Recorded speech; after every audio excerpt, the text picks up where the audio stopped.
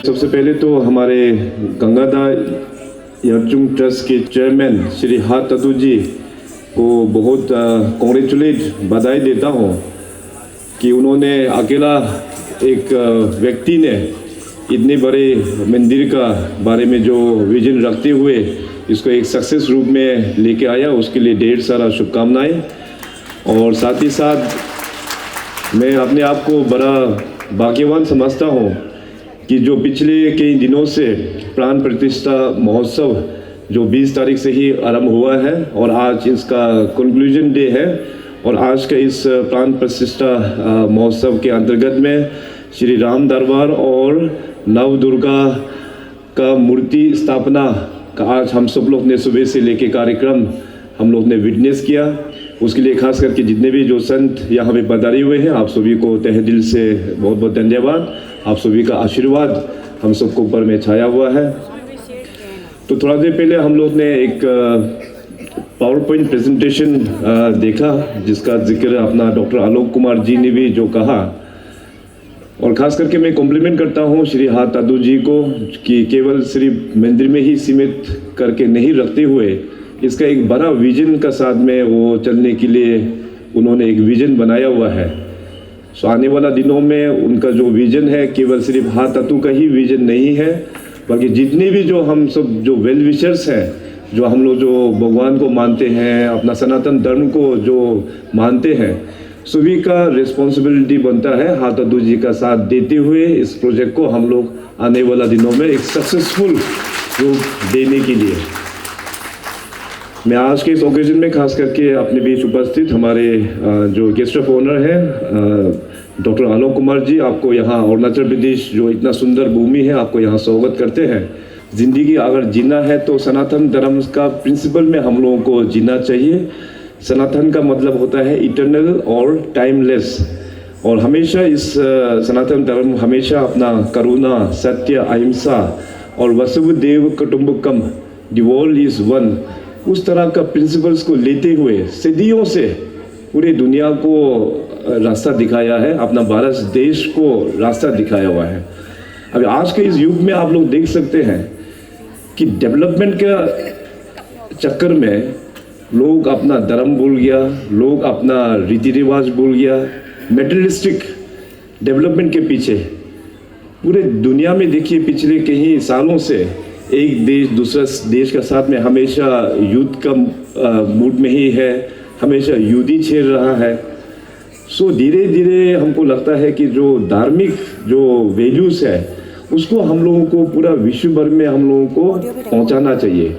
केवल धार्मिक वैल्यूज़ जो केवल सिर्फ धर्म के लिए ही नहीं, बल्कि मैंने कहा वे ऑफ लाइफ, सनातन धर्म का वे ऑफ लाइफ। किस प्रकार से अगर आप इंसान के रूप में जन्म हुआ है तो सबसे पहले इंसान होने का आपको पता होना चाहिए कि इंसान के रूप में जन्म होने के बाद इंसान के तौर पे हमको क्या करना चाहिए और क्या नहीं करना चाहिए।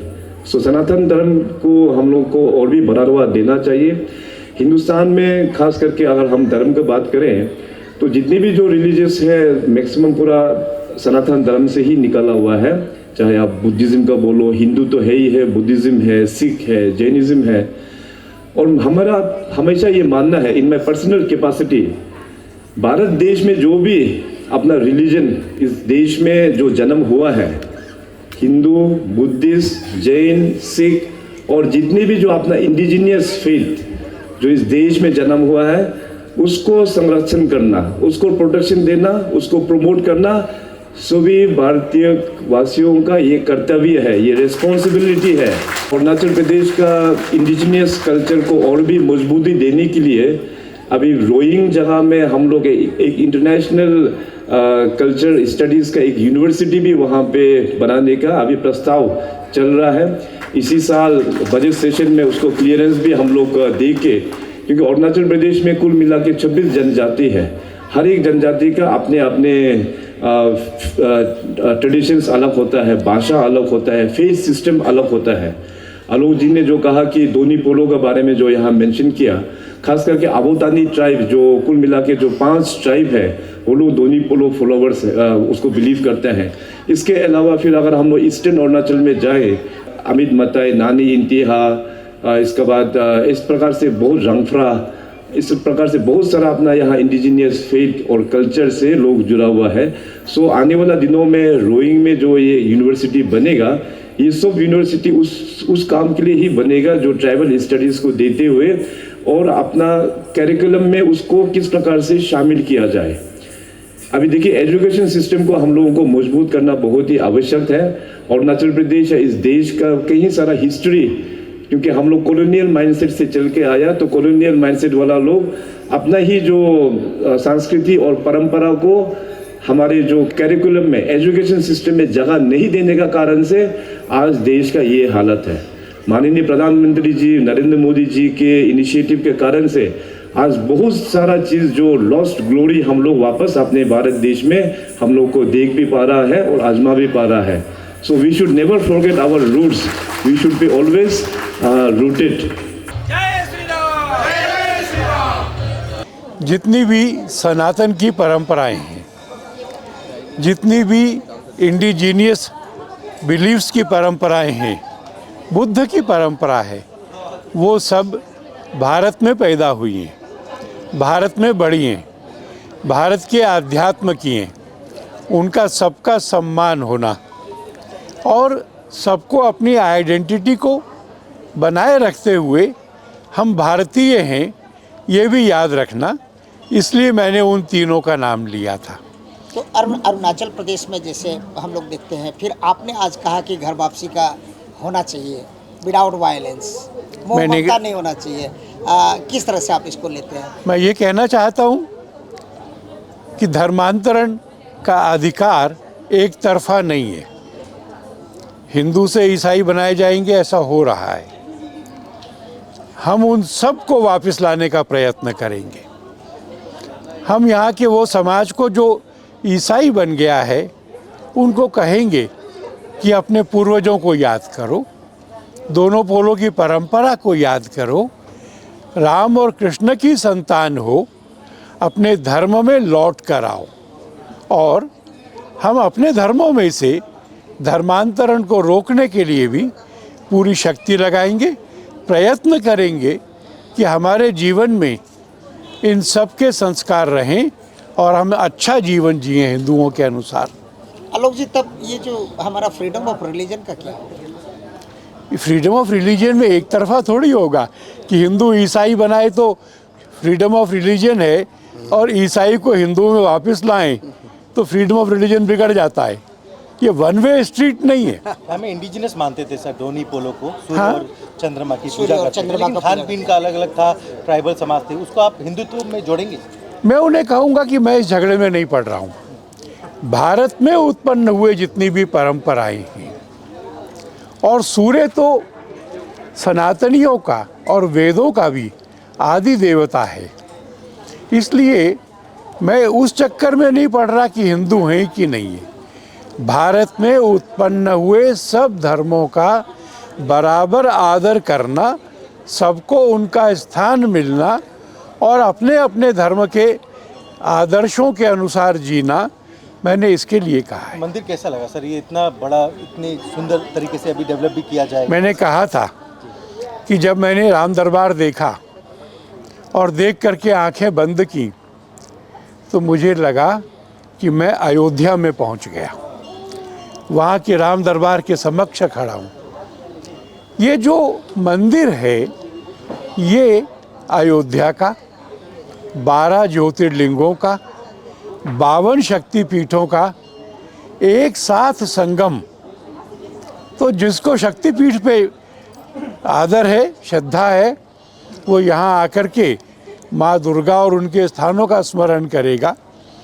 जिनको शिव पर श्रद्धा है वो यहाँ पे जल चढ़ाकर सोचेंगे कि ये जल 12 ज्योतिर्लिंगों तक पहुँचे। और ऐसे ही राम और कृष्ण के लिए भी ये अरुणाचल की अयोध्या और काशी दोनों का संगम मंदिर है। ये इस बार जो सेशन हुआ, बजट सेशन में प्रधानमंत्री जी ने कल्चरल टूरिज्म का प्रमोट करने का कहा, और आज अरुणाचल प्रदेश का राजधानी में प्राण प्रतिष्ठा का महोत्सव, ऑलमोस्ट 10 दिन का समारोह खत्म हुआ, हजारों लोग सम्मिलित हुए। उनको क्या मैसेज देंगे आप? मैं थोड़ा शब्द बदलना चाहूँगा। कल्चरल टूरिज़्म की जगह मैं कल्चरल पिलग्रिमेज कहना चाहूँगा, क्योंकि जब व्यक्ति सैर सपाटे के लिए जाता है तो वो खर्चा करने और मस्ती के मूड में जाता है। जब वो तीर्थ करने जाता है तो वो अपने मन और बुद्धि को भी संवारने जाता है। और मैं मानता हूँ कि हमारे तातू भाई ने जो बनाया है नक्शा, और उस नक्शे को पूरा करने का उनमें पुरुषार्थ भी है, तो ये एक ऐसा केंद्र बनेगा कि न केवल नॉर्थ ईस्ट के, सारे भारत के और बाहर के लोग भी यहाँ दर्शन करने, अध्ययन करने और शांति पाने के लिए आएंगे। अरुणाचल प्रदेश में हमेशा चीन की नज़र रहती है, तो आप चीन को यहाँ से अरुणाचल आके क्या संदेश देंगे कि हमेशा कहते हैं अरुणाचल इसको? मैं कहूँगा कि आज का भारत 1962 का भारत नहीं है। केवल नाम बदलने से, कभी कभी प्रधानमंत्री आए या राष्ट्रपति आए तो बयान देने से वास्तविकता बदलती नहीं है। अरुणाचल यहाँ के भी सब लोगों की इच्छा से भारत का अभिन्न भाग है, और न केवल भारत में रहने वाले अरुणाचल के नागरिक भी अपनी स्वाधीनता, अखंडता और भारतीयता को बनाए रखने के लिए जो भी आवश्यकता होगी, जो भी बलिदान मांगा जाएगा, वो देने के लिए तैयार है। आपने हाथ साथ में आपका खड़ा है, क्या एडवाइस देके जा रहे हैं आप? लगभग एक दशक के बाद आया ऐसा सुनने को मिला। मैं हाथ हाथों से इंस्पिरेशन लेके जा रहा हूँ, और मैं जानता हूँ कि उन्होंने जो सोचा है, और उनके जो साथी हैं जिनका मैंने नाम भी लिया था, हम सब मिल करके ऐसा 12 एकड़ में एक भव्य, दिव्य, आध्यात्मिक तीर्थ स्थल खड़ा करेंगे। 2022 तक मुझे पता नहीं था 20 साल कैसे निकल गया, और हम कभी इस पर ध्यान नहीं दिया, लेकिन हर शिवरात्रि में यहाँ आता था। तो वो तो हम रियलाइज़ हुआ 2022 से अभी 4 साल हुआ इसमें लग रहा है, और यहाँ इसका काम शुरू हो गया। और पैसा की कमी नहीं है, ये हिंदुस्तान है, यहाँ पे देने वाला की कमी नहीं है, कमी है तो लेने वाला की। तातू सर, जैसे कि आज से सब ओपनिंग हो गया है, तो आप यहाँ के जो डिवोटीज हैं उन लोग के लिए क्या ये 24/7 खोला होगा? 24/7 बोले तो जैसे रात्रि पूरा मिडनाइट में बंद होगा, रात शाम 10 बजे, 9 बजे, 10 बजे का बाद सुबह 4 बजे से खुलेंगे, वो बीच में बंद होगा, बाकी सब खुला रहेगा। इंडिजिनस के लिए आपने कहा कि सेंटर बनेंगे, बहुत सपोर्ट में अलग अलग आप... नहीं, एक्चुअली ये जो मंदिर, इसका जो स्थान जो डेवलप करने का मेरा मेन मकसद था, मेरा एक दो चाचा था जो कि बहुत बड़ा प्रीस्ट था, पुजारी था, तो उनका पूरा बच्चे लोग, उसका वाइफ लोग क्रिश्चियन बन गया।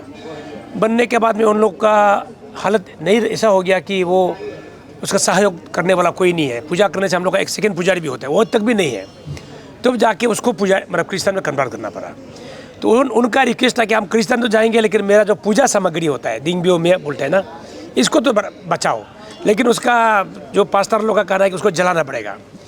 उसको जलाते हुए 2-3 दिन तक रोते हुए हम देखा है, जबकि वो ज़रूरी नहीं था। जो कि 70 ईयर्स हो गया, 65 ईयर्स हो गया, जो कुछ चंद दिन बचा है, उसको उसका अंतरात्मा शांति के लिए, तो हम ऐसे लोगों को जिसका कोई सहारा नहीं है, ऐसे लोग के लिए हम यहाँ में आस्थान बनाने के लिए अभी शुरू करूँगा। अभी मैं प्रयास अभी से शुरू कर रहा हूँ, और भगवान चाहेगा तो उसका मर्जी है, तो ऐसा आस्थान बनाएंगे जो जिसमें हम इसमें साउंड स्टूडियो भी बनाएंगे, ऑडियो विजुअल रूम भी बनाएंगे, सिनेमा भी दिखा के उन लोग को बिठाएंगे। हम एकदम पूरा फुटबॉल प्लेग्राउंड बना के अलग अलग जगह से आएंगे, तो उन लोग मिक्स करके बैठेंगे, अपना स्टोरी बोलेंगे। और जो हमारा लिटरेचर जो PhD करने वाला लोग यहाँ आके एक ही जगह में बैठ के सब कुछ लिखेंगे, तब जाके हमारा जो परंपरा, जो इंडिजिनस जो फेथ सिस्टम जो है, वो एक लिखित रूप में आएगा, मॉडिफाइड होके। क्योंकि अभी हम लोग मतलब चढ़ता है गिरता है, चढ़ता है गिरता है, ऐसा हो रहा है कि कोई एक लिखता है, उसको किसी उसने चैलेंज कर देता है, एक लिखता है, एक चैलेंज करता है, क्योंकि मत एक नहीं है।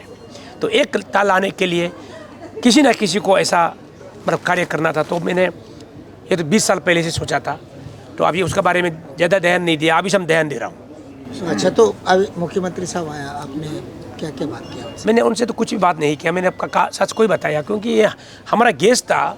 तो हम लोग बोलते हैं ना, ये गेस्ट तो भगवान का समान है, उनसे क्या मांगिएगा, उनसे कुछ नहीं मांगा, वो भगवान से मांगा है जो मांगा है। Thank you.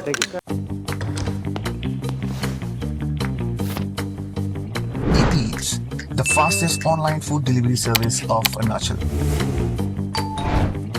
Download the app now.